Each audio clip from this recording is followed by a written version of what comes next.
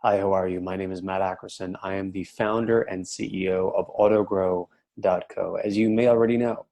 In this video, we're going over 5 killer examples of successful Instagram campaigns from some very big successful businesses.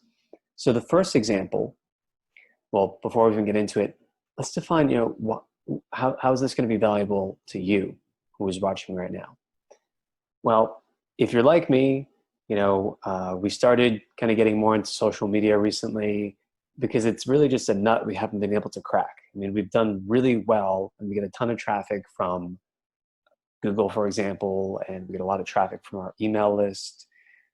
But when it comes to social media, at least, it's just been hit or miss, really a miss for us. And maybe you're in the same boat, or maybe you're just looking for other ideas that you can model, that you can learn from. Well, this video and the article to go along with this video, which you can find the link for in the description if you are watching this on YouTube. If you're watching this on AutoGrow.co, just scroll down. You can see the full article with all 25 examples. We're just going over 5 in this video. But the first example we're going to go over right now is Instagram. Okay, the Red Bull Instagram campaign that they launched. So Red Bull, you probably are familiar with maybe some of their commercials. I know that I've never actually had a Red Bull. I just never was into energy drinks personally. But I always remember their tagline, Red Bull gives you wings. I think one thing that's really persuasive and memorable about that tagline is, in the commercials that they've had, they show a guy with wings flying away. And I never really understood what that meant because I saw some of the older commercials as a kid. Now today that they've actually shifted towards kind of merging their brand with pro athletes, who I guess would drink it before a competition or some sort of an event. The association between, okay, it's an energy drink, it's a bit more clear. So there's more clarity, I think, in terms of their campaign today and that association that they're portraying on Instagram, where they are, they've merged their brand with athletes. But still, before that tagline gives you wings is memorable even many years later. I guess something about the flying and the actual idea of wings visually in your mind, you can picture that, and that makes it easy to remember. But anyway, so what they did was, they're not a sports brand, and they successfully merged their products, with that industry. And to do that, they started a campaign for their tropical flavored summer edition energy drink. And to create awareness for this and boost sales in the Australian market, they promoted, their products with the hashtag this summer, right? And obviously, because it was seasonal at the time, summer was coming up. And the results from just doing that was to reach 1.2 million consumers, okay? 1.2 million consumers.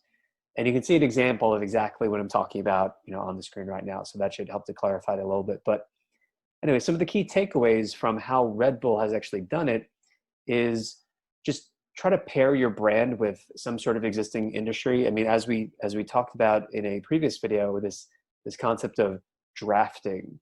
In other words, you have 2 race cars, for example, going around the track. The car that is behind the car in front, so the car in front has to kind of work harder to push the air out of the way. It just takes more energy, and the car behind is actually saving energy, saving fuel by comparison, because it doesn't have to work as hard because the air current is already flowing over the first car, and so the second car doesn't actually have to work as hard. So in a similar way, that's what Red Bull has done here. And furthermore, this actually helped by picking this specific industry to associate their brand with. The other benefit to that is that it gave them kind of a more specific target of who to reach out to form relationships with, to hopefully get the idea spreading, which they did. So they were able to more easily engage with specific influencers, like athletes in this case, to grow their fan base. The other aspect that works about this hashtag this summer, hashtag this summer, is that should be timely. Okay, you can do something that's timely about some event or even something as big as, I guess, a whole season coming up. But probably better, in your case, I would guess, probably better to relate it to some sort of specific event. And finally, you don't necessarily have to post photos related to your product. They can be related to your target audience. So know your audience in order to better feed them, what they are looking for.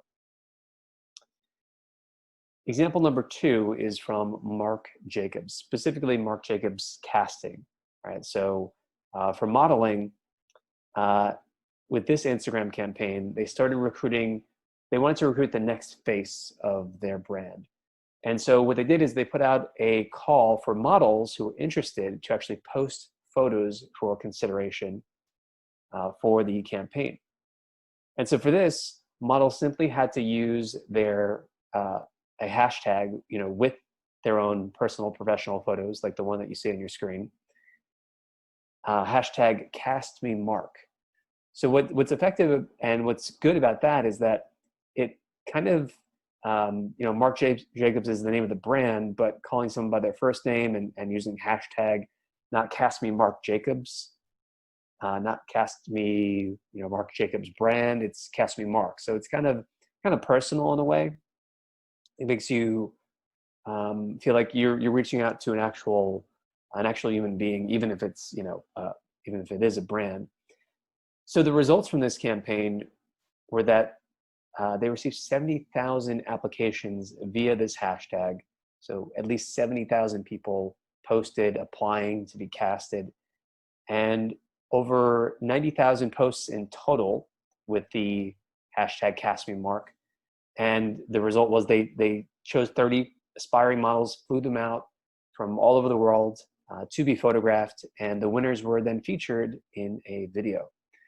The takeaways in terms of what worked and what you can model for your business when creating your own and crafting your own Instagram campaign is, if you're looking for a new face of your brand, so it's a little bit specific in this case. So if you're looking to actually cast someone, I guess, specifically to be the face of your brand without having to do in-person casting, which actually is pretty common on Instagram, then use Instagram to run a photo contest. I mean, it's the absolute perfect vehicle for this sort of situation. Number 2 is featuring real people in your campaigns. It's always a safe bet because people love authenticity, okay? And even better, they love having the opportunity to have exposure to a big brand on social media. So that's the other thing too. And finally, and plus, it gave even people just submitting on this hashtag, there was an incentive for them to do it too, because if you're a professional model, you want more visibility, and this gave them more visibility. All right. Don't know if you hear that thunder, lightning in the background. It's a bit rainy here right now in New York. And finally, set up a date when your campaign should stop running, because that's what they did in this case with Marc Jacobs and their casting call.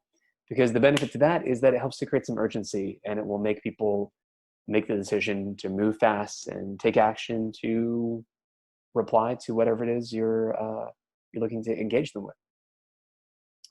Example number 3 from Chanel is they wanted to build anticipation ahead of their release of the new number 5 Luau. Not even going to try it. Number 5 Luau perfume. To do that, they invited Instagram influencers like Lily Rose Depp. I assume that's maybe the daughter of Johnny Depp. You can tell I don't follow entertainment news that much. And they did some pretty impressive photo shoots. They wanted to showcase how real flowers were used in creating their fragrance. So they were working to tell the story, if you will, of this product, and they used real flowers in it. And so they used Lily Rose, and you can see some of the examples on the screen of Lily, kind of like, it's an interesting photo. It's like a giant heaping pile of flowers. So it's interesting, it's eye-catching. And obviously also Lily is a very attractive young woman too. So the results from this, that it's the hashtag new Chanel 5, hashtag new Chanel 5, attracted over 6,000 pieces of influencer and user generated content. And they also saw 900,000 likes in the first month of the campaign on Instagram, and over 9 million people just impressions on the campaign.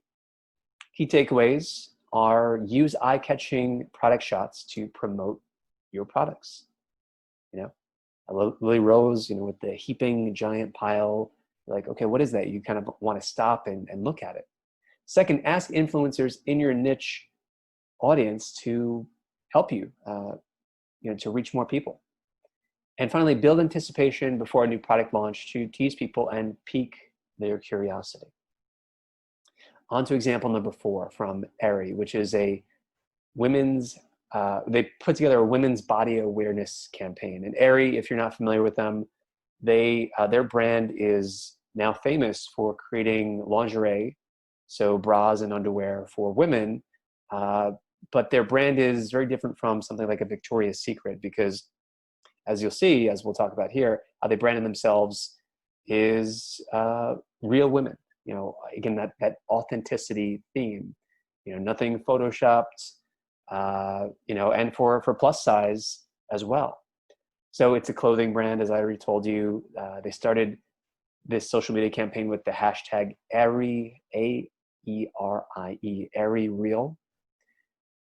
And they asked women of all shapes and sizes, backgrounds, ages to post real, authentic, unedited photographs of themselves in the brand's swimwear, not airbrush photos. So I guess they actually make swimwear as well as lingerie.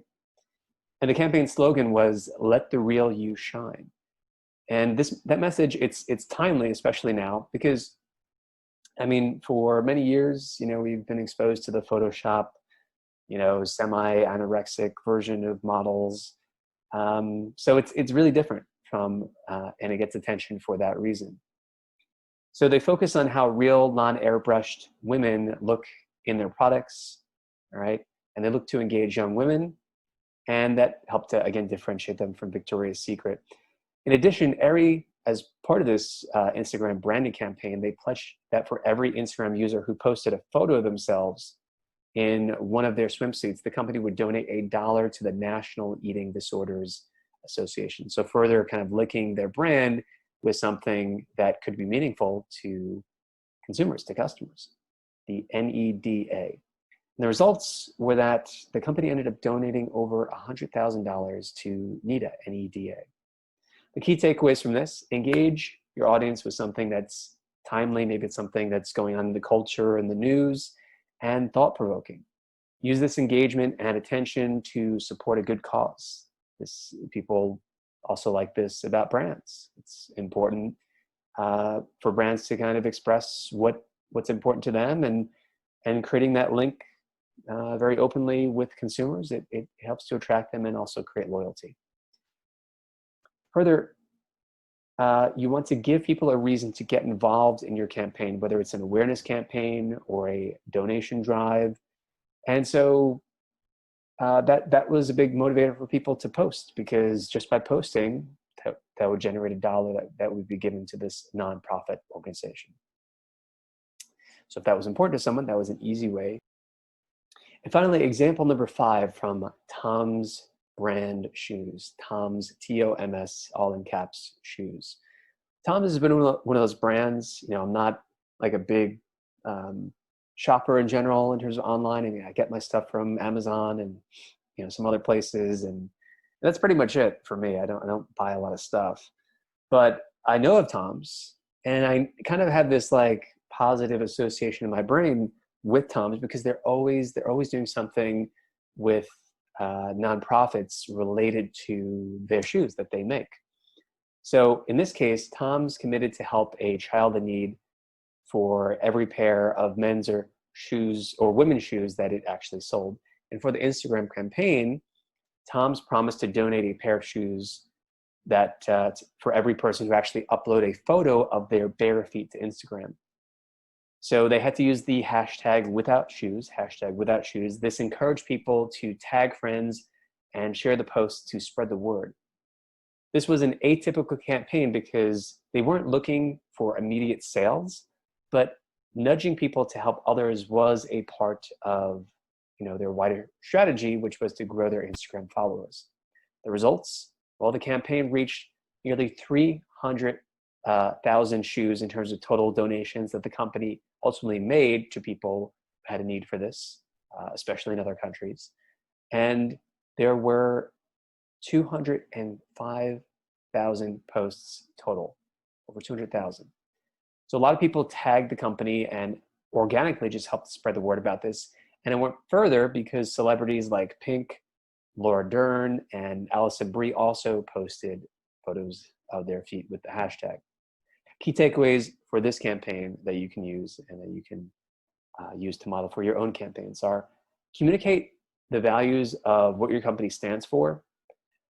This will help you to create brand awareness, empathy, and position your brand as something more than a brand. Now, I would also advise you as a strategist, though, is certain, I would recommend that you pick topics and campaigns that are that express your values, but that also are not polarizing.